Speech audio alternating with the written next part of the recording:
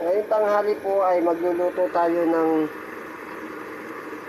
nilagang manok, pero iba, lalagyan natin siya ng kakaibang twist. So, imbis na pakukuluin lang natin siya, siya po ay ating igigisa. Yan, para medyo kakaiba. Ngayon, ipapainit lang muna tayo ng ating kaldero.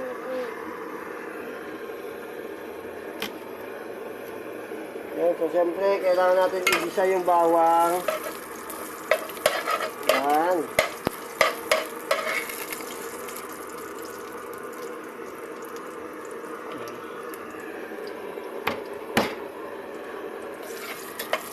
Ganda po kasi pag ginigisa siya, medyo lumalabas yung kanyang aroma. Yan. Hindi lang yung aroma ang lumalabas dyan, pati yung mga taba-taba ng manok talagang magagasgas. Yan. Yan, siyempre, imekos-mekos natin na to.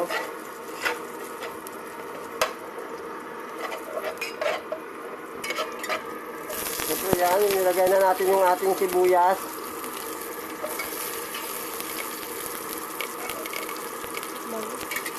Yun, maamoy mo na agad yung bango. Yan, yan ang kaibahan pag ginigisa mo yung isang lutuin yan. Talagang lumalabas yung amoy. Yan. So, siyempre, habang ginigisa natin yung yasibu, ito naman, nasunod na natin yung nokma. Yan, mekos-mekos lang po yan. Mekos-mekos lang yan.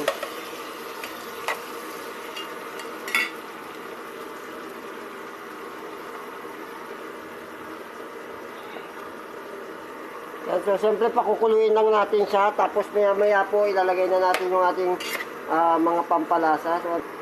So, ayan, ihintayin na lang po natin siyang medyo maluto yung manok. Tapos, saka natin ilalagay yung ating mga ingredients na pampalasa. Okay? So, tabayanan lang po natin. Medyo kumukulo na siya. So, ito na yung oras para ilagyan na natin siya ng ating pampalasa. So, maglalagay tayo ng asin. Simple lang yan, huwag lang po damihan, depende po yan kung tansyado nyo na yung gagawin. Minimal lang po yung paglagay ng asin para hindi umalat yan. Minekos-mekos ko na yan, tapos siyempre lalagyan natin siya ng isang timbang tubig.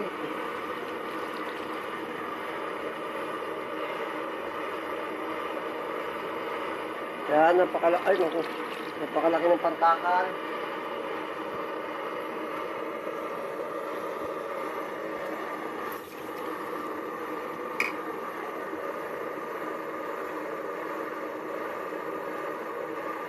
Yan, habang po inaano natin yan, so maglalagay na po tayo ng isa pang pampalasa. Siyempre, ang Magic Sarap, ang ating partner sa ating mga lutuin. So, yan.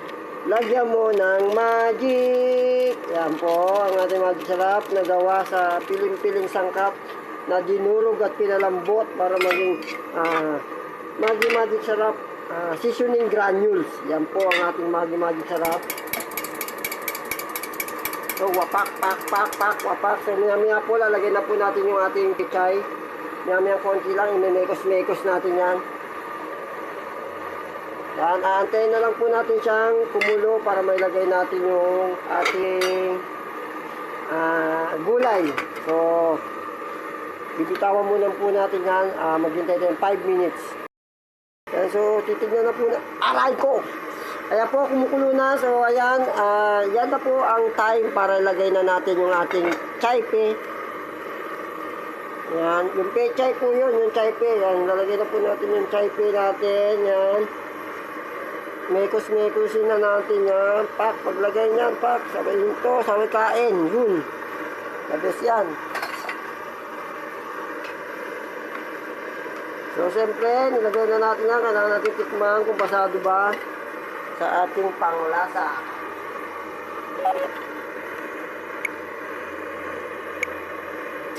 Wow. Wow, katabang. Mag-add tayo ng konting asin. Pak. Okay na. So, ayan.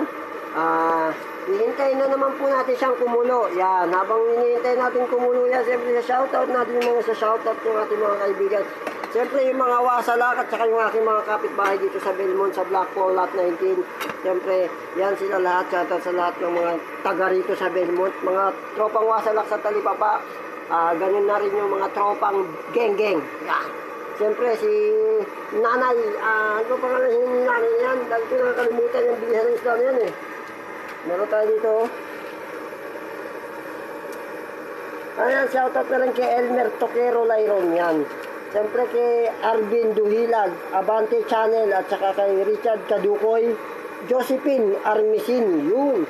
Yung Josephine Armisin, yan po yung may-ari ng isda na binibilihan ko. So, yan, shoutout po kay Madam Josephine Armisin, yun, no? Diba? So, ayun, Alvin Berha, shoutout, yan. Joshua Javier, yan. Sandro Tating, ng Snack Time, yan. Yan, shoutout po sa lahat ng Cabrera. Pati na rin kay Aray. Ayan, ayan na, naluto na po yung ating nilagang manok. So, yan, tatanggalin na po natin siya para mabakbakan na natin. Bibirahin na po natin to. So, papatayin na natin yung ating langka. Yan.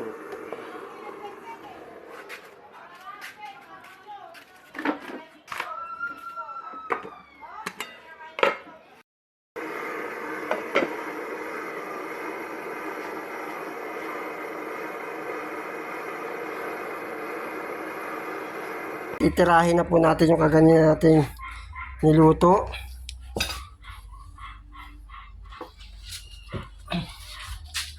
Titikman na natin kung paano ang labanan. Yan. Okay. Yung ating bausa. Kamu. Tikman natin yung bausa. Yan. Siyempre, ano lang muna to. Try out.